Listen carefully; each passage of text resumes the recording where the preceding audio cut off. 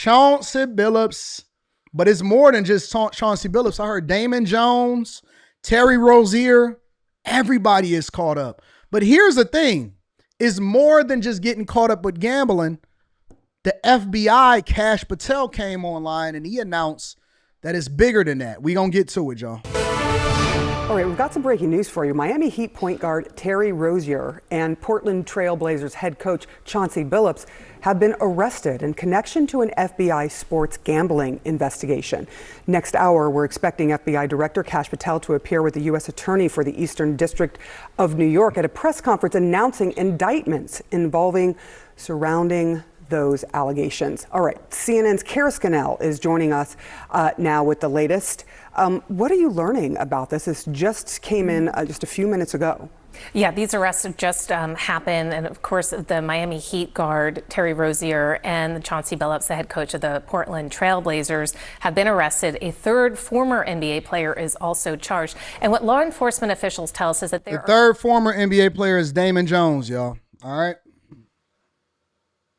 Two separate schemes here. One involved a game rigging scheme. That's involved Terry Rozier, and he allegedly provided information about who was playing in games, who might be on the injury list, to some of the sports. Hold on. And what law enforcement officials tell us is that there are two separate schemes here. One involved a game rigging scheme. That's involved Terry Rozier, and he allegedly provided information about who was playing in games, who might be on the injury list, to some of the sports bettors that he was involved with, and he benefited himself financially. Dummy. According to one official, he bowed out of a game faking an injury about 9 minutes in to help whatever bet had been placed on that game. Then there is a separate alleged scheme, and that's the one that allegedly involves the coach of the Trailblazers. And in that alleged scheme, that also involves three families from the New York Mafia families, the Genovese, the Bonanno, and the Gambino crime families. That this is a poker scheme, according to sources, that involved playing Texas Hold'em,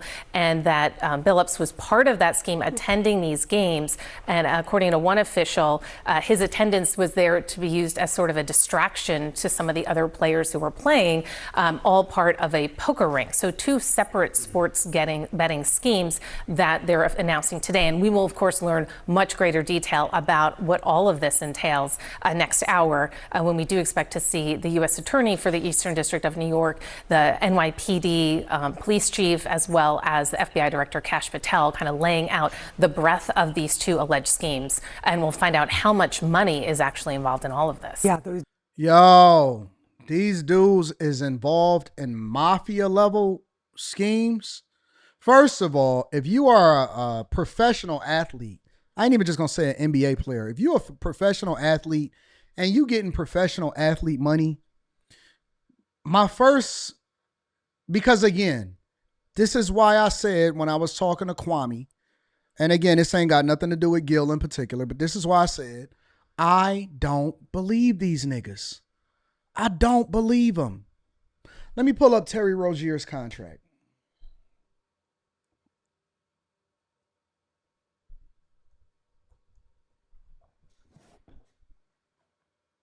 Terry Rozier, according to Sports Track, has made career earnings totaling $160 million in career earnings.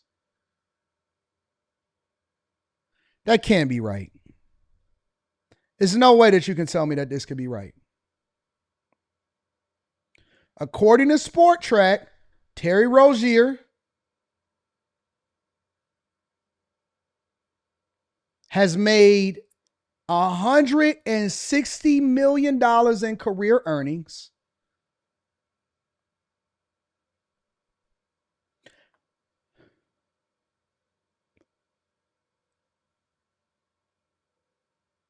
This can't be right.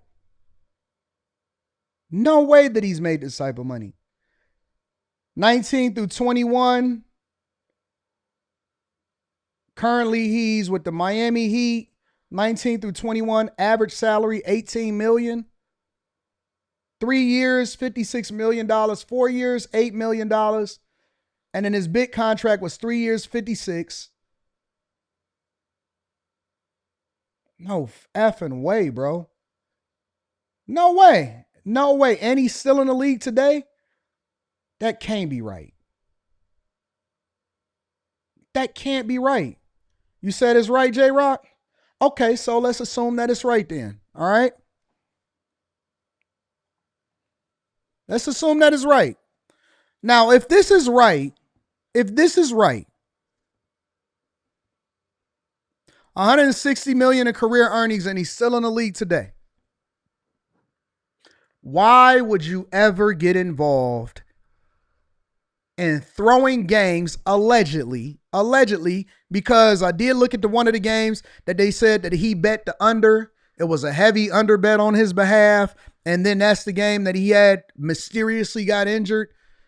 You take the integrity out of the game. That's the first thing that happens. And this is a nightmare. This is a nightmare for the NBA, because the NBA, much to my own disagreement, has gotten so involved. All of the sports leagues have gotten so involved in sports betting, and it's integrated. It's on every podcast. That's why I won't take any kind of advertisement from any of these sports betting companies, because it is addictive, it's horrible, and it's bad.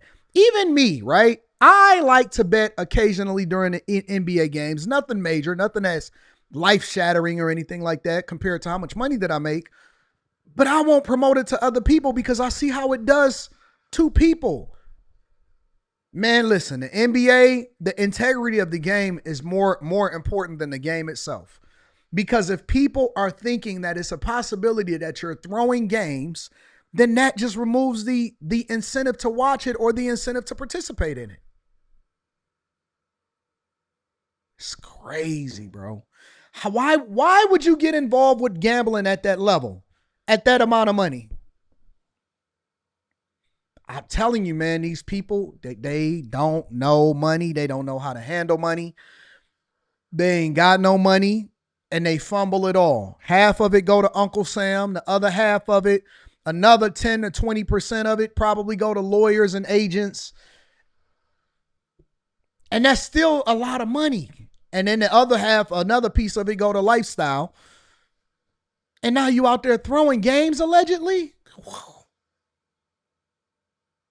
Details should be coming out in not too much time, certainly today. And of course, they are. You said he on the bench, Anton. That's why it don't matter. I'm still getting paid until proven guilty, but these allegations are some really surprising ones that we've gotten this morning. Thank you so much. I'm going to also bring in Christine Brennan, CNN sports analyst and sports columnist for USA Today. What are the rules with the NBA? Because some of the gambling policies, because some of these policies have been lessened and lightened over time. But first of all, did it shock you to hear this, that these two people were caught up in all of this? And second of all, like, what are the rules that are being followed, because sports betting has become huge in this country? Sarah, as you know, it is huge, and it's almost like, when was this going to happen? Here it's happened, this bombshell. And of course, the timing could not be worse for the NBA, just starting its season, the grand opening, every team having its first game, just as big a story as you could have. And then this bombshell drops right into the middle of it. Of course, as it should, in terms of investigation. I'm going to go over to Cash Patel because he actually made the announcement. This is Cash Patel actually talking about the indictment itself. Breaking news that chaotic today. Traffic, illegal street tours in Manhattan tonight. Nope, that's wrong. Got the wrong one. Give me a second.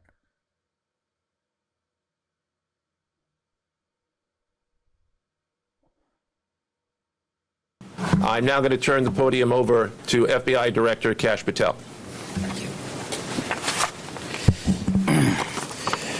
Good morning. Today we are here in New York to announce a historic arrest across a wide-sweeping criminal enterprise that envelops both the NBA and La Casa Nostra. The men and women up here standing with me represent a small portion of the leadership team that brought profound justice in an era that needed it more than any. I'll just highlight some of the details in the case and the FBI work, and then you'll hear from the others. But as you now know, individuals such as Chauncey Billups, Damon Jones, and Terry Rozier were taken into custody today, former, current NBA players and coaches. What you don't know is that this is an illegal gambling operation and sports rigging operation that spanned the course of years. The FBI led a coordinated takedown across 11 states to arrest over 30 individuals today responsible for this case, which is very much ongoing. Not only did we crack into the fraud that these perpetrators committed on the grand stage of the NBA, but we also entered and executed a system of justice against La Cosa Nostra to include the Bonanno, Gambino, Genovese, and Lucchese crime families. And you'll hear more about those details today.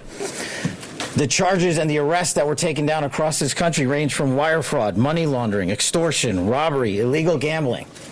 This FBI will leave no room for any perpetrator of crime across the country. You hear a lot about our work of defending the homeland and crushing violent crime. Well, this work is also representative of a colossal portion of the FBI's mandate to keep America safe and to keep our entertainment industry fair and secure. It's The crazy, men and women bro. that are standing up here today worked tireless hours, days, months, and years. And the fraud is mind-boggling. It's not hundreds of dollars. It's not thousands of dollars. It's not tens of thousands of dollars. It's not even millions of dollars. We're talking about tens of millions of dollars in fraud and theft and robbery across a multi-year investigation. And we could not have done it without our interagency partners that are before us today. The NYPD, HSI, and teams of law enforcement officials from around the country made this day possible. It takes a team to bring this kind of justice, sweeping justice, into the halls of the United States courtrooms where our brave United States attorney has led this prosecution. It takes courageous prosecutors to stand before you and say, we will not allow this kind of illicit activity to happen, not only at the national sporting level, but also where it hides in La Cosa Nostra. And when these two collided together, they perpetrated a fraud that is historic in terms of not just money, but the scheme and the deceit that they utilize to steal and swindle people from money, to include crypto fraud. This is an operation that showcases to you that under President Trump's administration, there is no room for any type of criminal behavior, be it on the world's largest stage or in the back rooms of tiny parlors where card games are being played. We are proud to stand here today with the men and women of the FBI and this legal team. And to the United States Attorney, I just want to thank you personally for taking the time to display the work that the media is about to hear about today in detail. As I said, it does take courageous prosecutors, but it takes a courageous United States Attorney to bring this case, because we are going to take heat for it. But we don't shy away in this administration. We don't say no. What we do is we bring the results across the finish line. We bring them to the public. We bring you accountability. And yes, they will have their day in court, and you will hear the evidence through the court system exclusively. We will not deny anyone of due process. And that's the brilliance of this system. That's the brilliance of this administration. Everyone will be held to account. So with that, I turn it over to United States Attorney Nosella. Thank you. Thank you, Director Patel. To be clear, we're announcing today indictments in two major cases, both involving fraud. One involves sports betting, and the other involves illegal gambling, very specifically rigged poker games. The first indictment involves 6 defendants who are alleged. This is why I don't do home games. For those of you that may not be familiar with a home game is outside of a casino, right? So it's almost like shooting dice. If you want to go shoot dice, it's a possibility you could be playing a real game, or it's a possibility that you could be playing with dudes that's playing with dice that ain't right, and people is out there finessing. It's a lot of rappers that allegedly got caught up in dice games that they basically got finessed. They say that, you know, some of these dudes be having these rappers, they be inviting a lot of these streamers. It's a lot of streamers that they invited over to gambling games, and they got finessed and they got took for a bunch of money. And then they be like, hey man, you want to come back again? You want to come over and gamble again? You want to come out and hang out with us again or whatever? And all they doing is finessing them for their money. And so thank you. Yeah, the new hat is dope. And so now what you're basically seeing and witnessing is that they are saying that a lot of these NBA players were involved in situations where basically the mafia and different other people were rigging games in which they already don't want you to do it, right? So they already gonna be mad at you for doing it. They already gonna hold you accountable and say, oh no, you're not supposed to do it. Oh no, because unless you got a charity license, in which they still real strict about how it is that you're using that charity license, unless you're just using a charity license, they already gonna be on you, right? So you just having a home game, which you can try to sell it and say, well, yeah, it's just a regular home game. It's just a bunch of friends that are getting together and they just out there having a good time and they just doing whatever it is that they doing. If you're already under scrutiny as a person that has a lot of visibility and all of that stuff. And now you involved in a rigged game, in a system, and then you starting to get into sports betting. Man, these dudes are stupid. They stupid as ever, bro. Alleged to have participated one of the most brazen sports corruption since online sports betting became widely legalized in the United States. Idiots. This scheme is an insider sports betting conspiracy that exploited confidential information about National Basketball Association athletes and teams. Mafia is alive and well. The second indictment involves 31 defendants alleged to have participated in a nationwide scheme to rig illegal poker games. These defendants, which include former professional athletes, used high-tech cheating technology to steal millions of dollars from victims in underground poker games that were secretly fixed. The games in the New York area were backed by the Bonanno, Gambino, and Genovese crime families of La Cosa Nostra. I didn't even know these guys still existed. While the cases are separate, there are 3 overlapping defendants charged in both cases: Damon Jones, Eric Ernest, and Shane Hennon. The indictments in these cases contain only allegations, and the defendants are presumed innocent until they are proven guilty in a court of law. But my message to the defendants who've been rounded up today is this: your winning streak has ended. Your luck has run out. Violating the law is a losing proposition, and you can bet on that. First, I would like to talk about United States versus Ernest, the NBA basketball gambling case. The defendants in this case are Eric Ernest. Y'all know somebody snitched, right? I'm just going to tell y'all right away. Listen, you don't get this level of an indictment unless you can actually get somebody to tell and say what's really happening.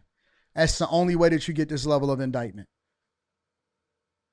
Y'all, no. Don't put this on Gil. You can't put this on Gil because they said that this was a multiple year indictment. Gil just got arrested the other day, and his name is not even mentioned in this whole thing. So I don't think that this is a thing. Marvez Farley, Shane Hennon, De Niro Laster, Damon Jones, a former NBA player and coach, and Terry Rozier, tapping in a all of my NBA contacts. player. Other co-conspirators were previously charged for their roles in the scheme, including former NBA player Jonte Porter. Between Oh man, they are going for everybody. Yo, listen. Before we even continue on with this show, it does not pay to do crime. Again, it does not pay to do crime. Stay out if you can. If you can avoid it by any means. Listen, if you get rich, the only thing that you should be trying to do is reduce the amount that you're paying in taxes, and they already consider that a finesse. You know what I'm saying? So the only thing that you should be trying to do is reduce your tax burden and starting businesses and getting a really good accountant. Bro, if you already get rich, Stay out the mix, man. Stay out the mix. Your job is to stay rich. Your job is to stay rich. Your job is not to do anything except for to stay rich, bro. December 2022 and March 2024, these defendants perpetrated a scheme to defraud by betting on inside, non-public information about NBA athletes and teams. The non-public information included when specific players would be sitting out future games, or when they would pull themselves out early for purported injuries or illnesses. So dumb. They relied on corrupt individuals, including Jones and Rozier. They also misused information obtained through long-standing friendships that they had with NBA players and coaches. And in at least one instance, they got their information by threatening a current player, Porter, because of his pre-existing gambling debts. Defendants used this non-public information to... Why y'all doing business with bad people?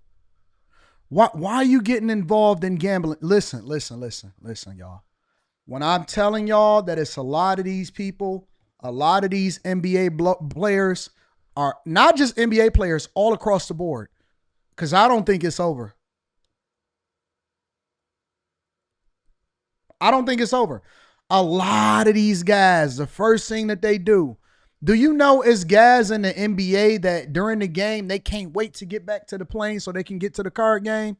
Bro, a lot of these guys have gambling problems, and they be currently in the NBA and they getting squeezed because they got a gambling debt that they didn't pay. But why are you even involved with people that you shouldn't be doing business with in the first place? And this is why I move by my lonely. This is why I move by my lonely. I don't want to be involved in nothing that nobody else got going on because these people be having some stuff going on, bro. To place hundreds of thousands of dollars in fraudulent bets, mostly in the form of prop bets on individual player performance. The bets were placed through online sports books and also in person at casinos. The defendants relied on a network of straw bettors to place the maximum amount of bets. So basically what they're saying is how they break it down is that they have a whole lot of people in a whole lot of different places to bet smaller amounts instead of just like one person or one mafia man or one somebody go in and they place $100,000 bet or a $2 million bet. No, they spread it out. So you bet 5,000. You bet 6,700, you bet 500, you bet this, you bet that. And so they spread it out amongst a whole bunch of people. And this is why they like, let me tell you something. Online betting, all online betting is, and a lot of people don't understand this, all online betting is a way for them to be able to leverage technology to be able to monitor and recognize when an anomaly happens. That's all it is. All online betting it's not based off of convenience. It's based off of trying to find out what people are doing and then look for the anomalies. And now that they got AI, it's going to be 10 times worse because now they're able to recognize certain patterns. So if something is out of control or something is amiss, it's going to get caught immediately. It's going to send a red flag. It's going to trigger an investigation. And then that's how they start to catch people. You catch one person, you break them, you make them snitch, and then he go and give somebody else up because he going to save himself. And next thing you know, they got this multi-year indictment that allows for people to go to jail. And it goes all the way up to the top. To increase their potential profits. Most of these bets succeeded, and the intended losses were in the millions of dollars. The defendants then laundered their illegal winnings in various ways. Jesus Christ. Peer-to-peer platforms, bank wires, and simple cash exchanges. Y'all want to know why it's so hard for y'all to be able to get certain things off? As a regular person, I can go into the bank and I say, hey, I need this amount of money in cash, or I need this. They want to know everything about you. Okay, so I need your driver's license. Wait a minute, you already got my account. It's my name on it. Yeah, but I need to see your license again so I can record this. This is how banks work. I worked at banks. I know exactly how it goes. If it's above a certain amount, if it's below a certain amount, but there's more than one transaction over a certain period of time, let's say over a week, and it totals a certain amount, they have already programmed everything to be able to use the software. Listen, let me give y'all some game. Let me give y'all some game because everybody can't break it down to y'all like this. I'm going to break this down for y'all. I worked at Comerica Bank. I worked at Flagstar Bank. It merged with New York Community Bank. We had to do the training. I was a UX UI guy. I was the director of UX UI, in which I had to stand up the practices that allow for us to make it easier for you guys to use the banking apps, for you guys to make your deposits when you go to the ATM. That was what I was in charge of, UX UI of all things banking related. And that's why they paid me so much money, because they were paying me to stand up new technologies that other big companies like the Googles and the Facebooks and all of them were already using as far as technology. So I would implement, or I would create a team. I had to create a team that brought in a team that basically implemented some of these same technologies, and it was across the whole bank. So whether you went over into the ATMs, how you was using the ATMs, the software, the internal software that the tellers were using, the software that the caller agents was using. When we implemented certain other things that we bought from Salesforce to give them the scripts, to then flag certain things, for it to then go here and go there, the banking apps that you were using, that is what we worked on regularly. And in order for us to do that, we had to go in and study every single thing from the mortgage side to be able to identify certain fraud, from the deposits, all of that, the CTRs. And what will happen is we would basically learn, and we had to learn. And I will tell you that the software that is being used by banks, and banks will get fined if they don't use certain software, is specifically given to them from the federal government. The federal government requires for them to use a certain software that they basically monitor all transactions. That's how they know whether or not to block you out and lock you out if you're a terrorist. If you're able to do this, if you're able to do that, you all go into a database and in a bank, right? You go into a database that's monitored from the federal government that flags them to find out whether or not you are or you're not legit, depending on what kind of deposits that you're making. So if a person is laundering money, for example, right? If a person is laundering money, they want to be able to find out what you putting in. Maybe you putting in smaller deposits because you know that if you put in under a certain amount and you deposit it in an ATM at a certain time and all of this stuff, man, they up on all of that. They up on everything. They know everything. So if you are legit, it will flag you, but then at the same time, it's like, okay, that person is legit. They money coming from legit sources. They really are a business person, so on and so forth. And so you don't have anything to worry about. And that is the beauty of operating legit. One of the reasons that they target these high profile NBA players, NBA coaches, as far as these mafia bosses and stuff, is because they legitimately make a lot of money, but they got bad habits. So not only are they leveraging them in order to make money when it comes to being able to rig the games, and I believe that every major sport is rigged. Anything that you can bet on is rigged, but they're also leveraging them in order to launder money because they can justify the fact that they have large deposits going in and going out, and so they basically become a slave to the system.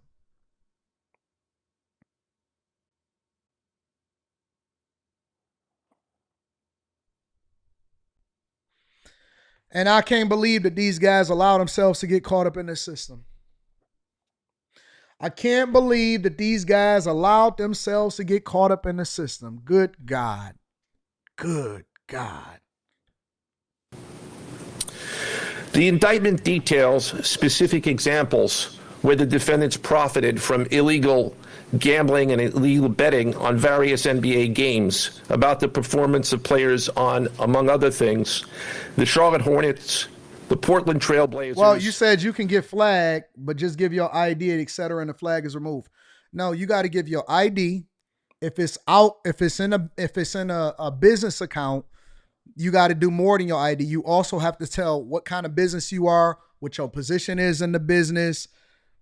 They can ask you a lot of different questions depending on what the deposit is and what account that you get, what type of account that you're getting it out of. So I'm not going to give y'all too much more information because I don't know how much more I should be able to give y'all because I don't know. I mean, I don't work at a bank anymore, but I'm just telling you the straight up truth. If you go into a casino, for example, right? And a lot of people, they don't like to get a player's card because they don't want to be recorded. They don't want the money to be, you know what I'm saying? They don't want you to be able to tell how much they bet and whatever and what the betting patterns are, which the casino incentivizes you by saying, okay, well, we'll give you comps based off of what your betting pattern is. And we'll also give you hotels and perks and all of this stuff, right? And like, for example, here in Michigan, if you cash in $3,000 or more, then you have to fill out a slip. The slip goes straight to the IRS. They know exactly how much you won, so on and so forth. You have to basically fill out, they record you in the system. You got to give your ID. You got to give a player's card. If you get a hand pay, let's say you go in there and you hit for more than $3,000 and you get a hand pay at the slots. I don't play slots, but at the slots, if it's above a certain amount, they got to wait. They bring out an agent. The person actually writes your information down. They take your license, whatever, and then they give you the hand pay money. But they have to record all of that stuff and send it straight to the IRS. The Los Angeles Lakers and the Toronto Rangers. Each defendant in the NBA basketball gambling case has been charged with conspiracy to commit wire fraud and conspiracy to commit money laundering. Now, I would like to turn to the other case, United States versus Aiello, the rigged poker game case. Beginning as early as 2019, the defendants in this case orchestrated a scheme to use wireless cheating technology to run rigged poker games across the United States, including in the Hamptons, Las Vegas, Miami, and Manhattan. The scheme targeted victims known as, quote, fish, who were often lured to participate in a fish is a person that just don't know no better, right? A fish is a person that may not be as skilled, but they have a lot of money, and so they participating in the game, and they don't know that you know, and they know a bunch of other people. So usually if you say, oh man, it's a fish here, it's a fish at the table, or if it's somebody else, then that means that it's a person that just innocently ain't no professional poker player, is probably not even that good, but it's just there to have a good time, but they got a lot of money to lose, and chances are they are going to lose it, but they're going to think that they lost it just to other people that are just like them. In reality, they're losing it to an organized crime system that they never had a chance at winning at in the first place. These rigged games by the chance to play alongside former professional athletes who were known as, quote, face cards. The so-called face cards included the defendant Chauncey Billups, who at the time of the scheme was a former NBA player and is currently the head coach of the Portland Trail Blazers. What you do in the past is going to come back to haunt you. That's why you don't want to do no dumb shit while you are in waiting. Then you wind up getting something good, like he's now the head coach of the Portland Trail Blazers after he was a NBA player, and he's also a part of the 2004 Pistons championship team alumni, so he was always going to be getting money. But in between, former NBA player before he became another head coach, he was involved in some other stuff. This is why I keep telling y'all, bro, character is going to keep you where your talent is going to take you. You may be going through a low, you may be at a low, but you still grinding, you still hustling. Do not get caught up in no bullshit, because when you at the top, that's when they're going to tap your shoulder. Hey, fam, let me see you real quick. NBA season just started, and he already in trouble. And also Damon Jones, a former NBA player and coach. What the victims, the fish, didn't know is that everybody else at the poker game, from the dealer to the players, including the face cards, were in on the scam. Jesus. Once the game was underway, the defendants fleeced the victims out of tens or hundreds of thousands of dollars per game. The defendants used a variety of very sophisticated cheating technologies, some of which were provided by other defendants in exchange for a share of the profits from the scheme. For example, they used off-the-shelf shuffling machines that had been secretly altered in order to read the cards in the deck, predict which player at the table had the best poker hand, and relay that information to an off-site operator.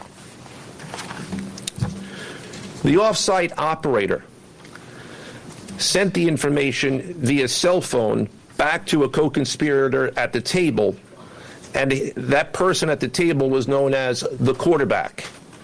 The quarterback then signaled secretly the information he had received from others to others at the table, and together they used that information in order to win their games and to cheat the victims. Everybody's snitching. I'm telling you right now. Everybody's snitching. Everybody telling.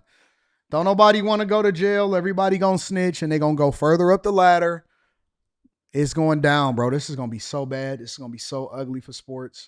Defendants used other cheating technologies, such as poker chip tray analyzers, which is a poker chip tray that secretly reads cards using a hidden camera, special contact lenses or eyeglasses that could read pre-marked cards, and an X-ray table that could read cards face down These dudes on the just table. running roughshod What you see over people. depicted on the screen right now is an example of the X-ray table that reveals the cards. Although they are face down on the table, they can be read because of the X-ray technology. The Mafia, specifically members and associates of the Bonanno, Gambino, and Genovese organized crime families, had pre-existing control over non-rigged, illegal poker games around New York City. As a result, they also became involved in the rigged poker games, helping to organize the games and taking a cut of the proceedings, and working to enforce the collection of debts. The defendants laundered their proceeds, including through cash exchanges, the use of multiple shell companies, and through cryptocurrency transfers. As part of the scheme, some of the defendants and their co-conspirators also committed acts of violence, including the gunpoint robbery of a person in order to obtain a rigged shuffling machine, and extortions that were perpetrated against victims in order to ensure that they repaid their gambling debts.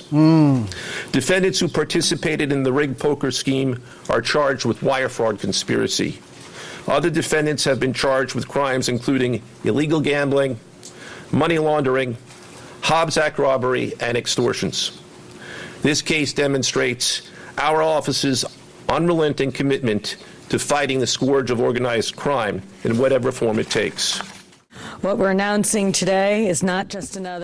That's just crazy, bro. This is crazy. Hey. Shout out to all of the squares in the building. Shout out to all of the squares in the building. Hey, it's cooler than ever to be a square, ain't it? It's cooler than ever to be a square, ain't it? Ain't nothing look like being a good square. Just stay out the mix. Ain't got to worry about it. You can go sleep at night. You ain't got no stress on you. You did the best that you can do day in and day out, and you can just keep it moving. Shout out to the squares. This is chilling, slow motion like a villain. Ain't got to worry about it. Ain't got to worry about getting snitched on. Hey, man, you told? Hey, bro, what's going on? It's some NBA players that's suiting up tonight that's probably scared out of their socks. Scared out of their socks. It's so cool being a square.